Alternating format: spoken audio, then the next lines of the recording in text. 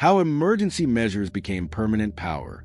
They were meant to be temporary, short-term responses to extraordinary moments, tools designed to be used once, then set aside.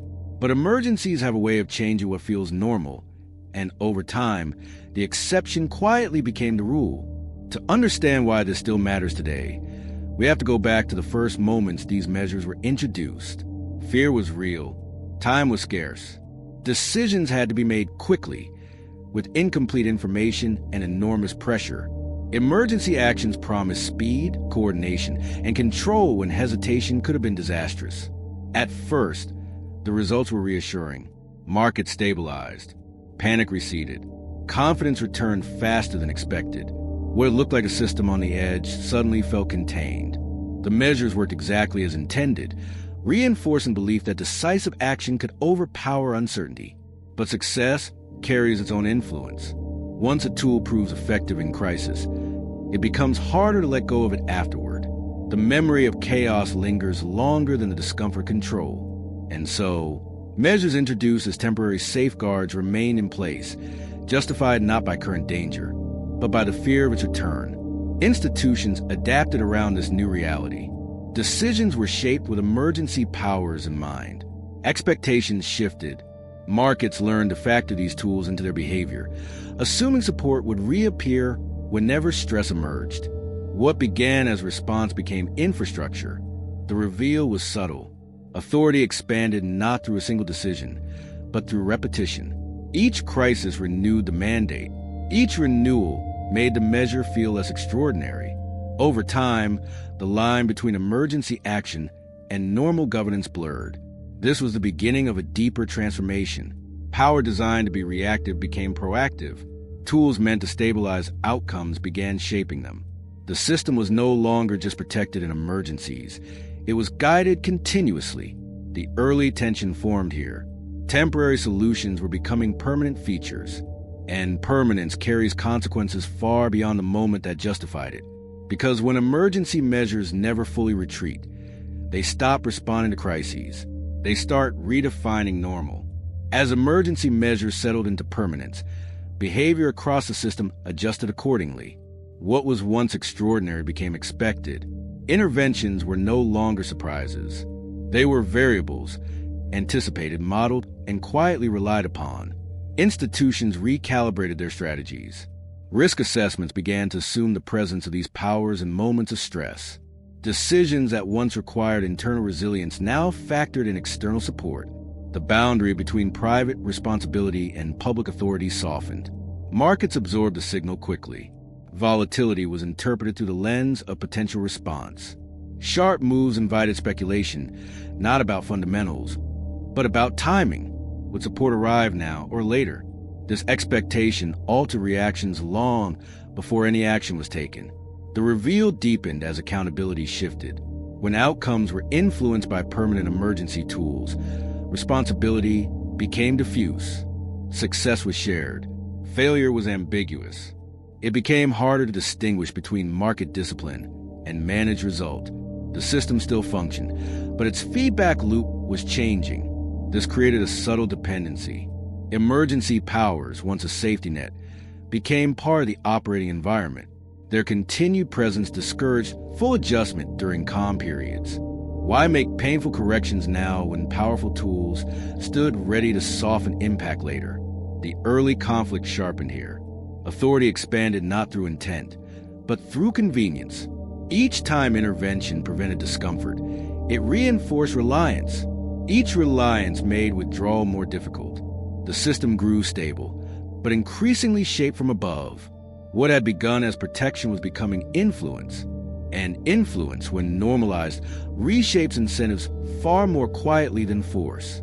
The question was no longer whether emergency measures worked. It was whether the system could function honestly without them. The conflict reached its core when permanence began to distort judgment. Emergency tools were no longer reserved for rare moments of breakdown. They hovered in the background of everyday decision-making, subtly reshaping what felt acceptable, necessary, and urgent. Policymakers face a narrowing set of choices. With powerful measures always available, restraint became harder to justify. Acting felt safer than waiting. Intervention felt responsible, even when underlying conditions had not fully deteriorated. The system began leaning forward, preempting stress rather than responding to it. Markets responded predictably. Participants learned to read hesitation as risk and action as reassurance. Volatility itself became a trigger, not a signal. The mere possibility of discomfort invited expectation of response. This anticipation altered behavior before any real danger appeared. The emotional peak emerged in this paradox. Emergency powers designed to stabilize outcomes were now shaping them. By smoothing every disruption, they prevented the system from processing stress naturally. Minor imbalances were never forced to correct. Instead, they accumulated quietly, hidden beneath managed calm. Internally, unease grew. Some recognized that constant intervention weakened discipline, that markets were adjusting not to reality, but to authority. Yet reversing course felt dangerous. Removing permanent emergency tools risked revealing pressures that had been suppressed for years. This was the heart of the conflict. Power created to handle exceptions had become embedded in normalcy. And once embedded, it was no longer clear where authority ended and the market began. The buildup intensified. Each use of emergency power made the next one easier.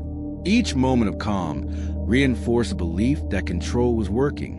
But control was also changing the system's character, subtly, steadily, and irreversibly. The question looming ahead was no longer technical. It was philosophical. Should a system designed to respond to crises be allowed to prevent them indefinitely? Or does prevention, taken too far, become a different kind of risk altogether? The reckoning did not come as rebellion or collapse. It came as recognition.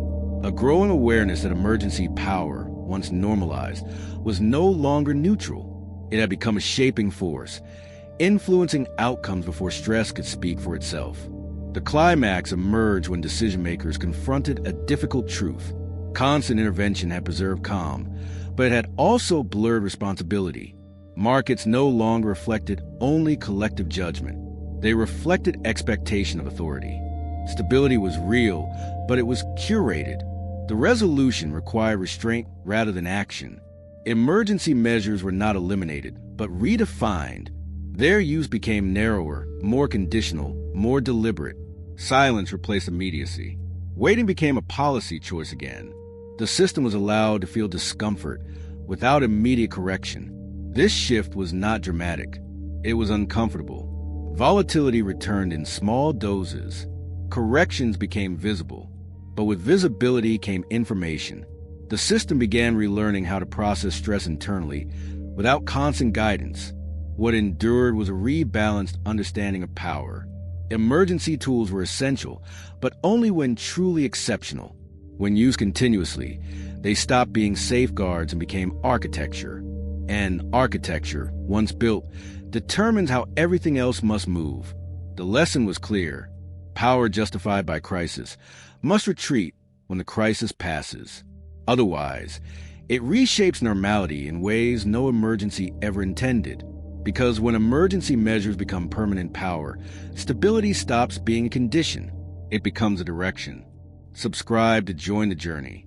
How